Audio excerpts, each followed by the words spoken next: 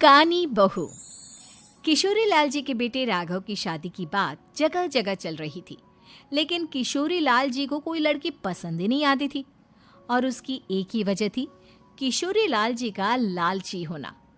उनको लड़की वालों से मोटा दहेज चाहिए था और इसी चक्कर में एक दिन वो एक बहुत पैसे वाले के घर अपने बेटे का रिश्ता लेकर पहुंचे। उस आदमी का नाम था ओम प्रकाश।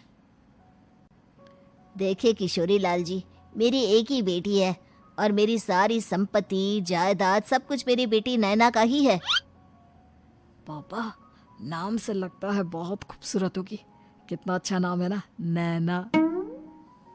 ओ, वैसे बात तो सही है आपकी।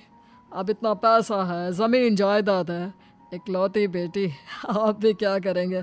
सब कुछ उसे ही देंगे ना। बिल्कुल ठीक पहचाना आपने। बस बेटी की शादी और सारी जायदाद उसके नाम। पापा, बिना देखे हाँ कर दीजिए ना। इतना अच्छा रिश्ता फिर कहाँ मिलेगा? माला माल हो जाएंगे हम। मैं अपनी बेटी को बुलाता हूँ। अरे नहीं नहीं नहीं नहीं, आपकी बेटी का नाम नैना है, सुनकर ही लगता है बहुत सुंदर होगी। रहने दीजिए अंकल, मैं तो आपकी बेटी के नाम से ही इतना खुश हो गया हूँ कि उसे बिना देखे शादी करने को तैयार हूँ। अब तो मैं उसका चेहरा सीधे शादी के बाद ही देखूंगा। और इस तरह राघव नैना का चेहरा नहीं देखता और उससे शादी कर लेता है। शादी के बाद अपनी सुहाग रात पर जब राघव नैना का घूंघट उठाकर देखता है तो नैना की आंखें बंद थी। कितनी खूबसूरत हो तुम नैना, जरा अपनी आंखें खोलकर मेरी तरफ देखो तो सही। नहीं, मुझे शर्म आती है। अरे, मैंने तुम्हें शादी से पहले भी नहीं देखा, और अब अगर तुम आंखें खोलकर मुझे देखोगी भी नहीं तो मुझे अच्छा कैसे लगेगा? इससे पहले कि नैना अपनी आंखें खोलकर राघव की तरफ देखती, अचानक से लाइट चली गई और राघव नैना को पूरी तरह से देख भी नहीं पाया। अगली सुबह नैना राघव के लिए नाश्ता बनाकर लेकर आई। अरे ये क्या, आधा पराठा सीका हुआ है और आधा बिल्कुल कच्चा। ये तुमने क्या किया नैना? बहू, तुमने क्या आधा पराठा तवे से नीचे लटका कर रखा था, जो आधा सिका है और आधा कच्चा? मुझे जितना दिखेगा उतना ही तो सीखूंगी ना पापा जी। जहाँ जहाँ मुझे नजर आ रहा था वहाँ मैंने सीख लिया, जहाँ जहाँ नहीं दिखा वहाँ कच्चा रह गया होगा। इसका क्या मतलब है? ये कैसा मजाक कर रही है तुम? अरे बहू, तुमने इतना लंबा घूंघट क्यों लगाया हुआ है? देखो, हमारे घर में बहुओं को बेटी की तरह रखा जाता है, और फिर तुम तो इतना सारा माल लेकर आई हो। देखो, ये घूंघट डालकर रखने की कोई ज़रूरत नहीं है। हाँ नैना, पापा जी ठीक कह रहे हैं, तुम तो आराम से रहो, अपना ही घर समझो। नैना अचानक से अपना घूंघट उठा लेती है। अरे ये क्या पापा, नैना की तो एक आंख फूटी हुई है। नाम से नैना, लेकिन ये तो कानी बहू निकली। मेरे साथ धोखा हुआ है, धोखा। बिना दिखाए अपनी कानी लड़की मेरे संग ब्याह दी। मुझे कानी बीवी नहीं चाहिए। मुझे अभी ओम प्रकाश जी से बात करनी पड़ेगी। आखिर उन्होंने मेरे साथ ऐसा किया क्यों? अरे, आप लोगों ने ही तो पापा से कहा था कि आप लोग शादी से पहले मुझे देखना नहीं चाहते। अब मेरे पापा पर क्यों इल्जाम लगा रहे हैं? अरे लेकिन उन्हें बताना तो चाहिए था ना कि तुम कानी हो, एक आंख से तुम्हें दिखाई नहीं देता। किशोरी लाल और राघव नाराज होकर ओम प्रकाश को अपने घर बुलाते हैं। पापा जी, ये आपने क्या किया? शादी से पहले बताया क्यों नहीं कि नैना की आंखों में परेशानी है? अरे, आप ही ने तो लड़की देखने से मना कर दिया था। अरे लेकिन आप बता तो सकते थे। आपको तो हमारी बेटी की प्रॉपर्टी चाहिए थी, वो भी पूरी की पूरी। अब क्या हुआ अगर उसे आधा दिखाई देता है? प्रॉपर्टी तो आपको पूरी मिल गई ना। अरे ये क्या बात हुई? मेरी शादी प्रॉपर्टी से नहीं, आपकी बेटी से हुई है। अब ये तो पहले सोचना चाहिए था, तब तो मेरी प्रॉपर्टी देखकर तुम्हारी जुबान लप लपा रही थी।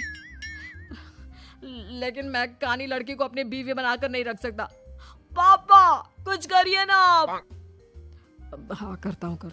देखिए ओम प्रकाश जी, आप हमारे साथ ऐसा नहीं कर सकते। और तुम देखो, अगर तुमने मेरी बेटी से शादी तोड़ी ना, तो जो भी प्रॉपर्टी मैंने तुम्हें दी है वो तो पूरी की पूरी वापस ले ही लूँगा, और आधी प्रॉपर्टी तुम्हारी भी लूँगा। अरे मेरी आधी प्रॉपर्टी भला क्यों लेंगे आप? इसलिए क्योंकि मेरी बेटी को आधा नजर आता है और उसकी नज़र अभी तक तुम्हारी आधी जायदाद पर ही पड़ी है। अब तुम उसे घर से निकालोगे तो कुछ तो लेकर जाएगी ना।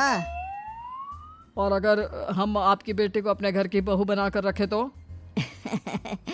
तो तुम्हारी पूरी प्रॉपर्टी तुम्हारी ही रहेगी, और जो मैंने तुम्हें दिया है ना, उसमें से बस मैं आधा लेकर जाऊंगा। अरे लेकिन अब आप अपनी दी हुई प्रॉपर्टी में से आधी वापस क्यों लेकर जाएंगे? अगर मैं आपकी बेटी को अपनी पत्नी बनाकर रखने को तैयार हूं तो? इसलिए ताकि भविष्य में अगर तुम मेरी बेटी को धोखा दो तो उसके पास कुछ तो रहे जो पति का हो। वैसे मेरे पास तो बहुत कुछ है, लेकिन अपने पति की कोई निशानी तो उसके पास होनी चाहिए ना। अब अगर तुमने मेरी बेटी को कानी कहा तो तुम्हें प्रॉपर्टी भी कानी ही मिलेगी, पूरी नहीं। जमाए राजा। किशोरी लाल और राघव समझ चुके थे कि वो बुरी तरह फंस चुके हैं और अब उनके पास वहां से निकलने का कोई चारा नहीं है। अब समझ में आया ना, लालच बुरी बला होती है। एक तो तुम्हें प्रॉपर्टी मिली, ऊपर से बीवी मिली, उसमें तुम्हें नखरे भी दिखाने हैं। आए बड़े, चुपचाप बैठो दोनों। कुछ दिनों के बाद नैना राघव की कार लेकर बाजार घूमने निकलती है और जब कार लेकर वापस आती है, ये क्या? एक तरफ से मेरी गाड़ी पूरी खराब हो चुकी है। लगता है तुमने मेरी गाड़ी को किसी दूसरी गाड़ी के साथ एक्सीडेंट किया है। अरे अरे कितना बड़ा नुकसान कर दिया तुमने बहू। वो क्या है ना पापा जी, मुझे एक आंख से दिखाई नहीं दे रहा था, सामने से गाड़ी आ रही थी। मुझे तो सिर्फ आधा ही दिखाई दिया और वो गाड़ी मेरी कार से रगड़ते हुए निकल गई। अब मैं क्या करूं बताओ? आप इसे ठीक कराने के पैसे कौन देगा? तुम्हारे पापा? तुमने मुझसे इस तरह से बात की? अभी रुको। नैना राघव की शिकायत ओम प्रकाश को कर देती है।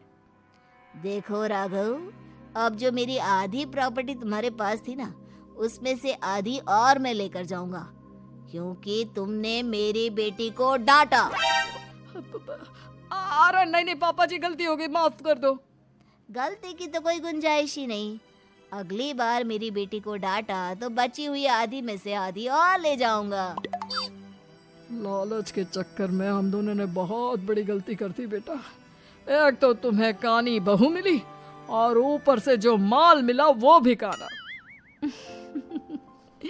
इस तरह राघव की हर एक गलती पर ओम प्रकाश उसकी प्रॉपर्टी का आधा आधा हिस्सा लेकर अपना सारा माल वापस ले गया और राघव को कानी बीवी से काम चलाना पड़ा। भाई लालच वाकई में बुरी बला है। उम्मीद है कि आपको हमारी ये कहानी पसंद आई होगी। कृपया हमारे चैनल को सब्सक्राइब करें और सभी अपडेट्स के लिए बेल आइकन जरूर क्लिक करें। और हाँ, वीडियो लाइक और शेयर करना मत भूलिएगा। Bye bye.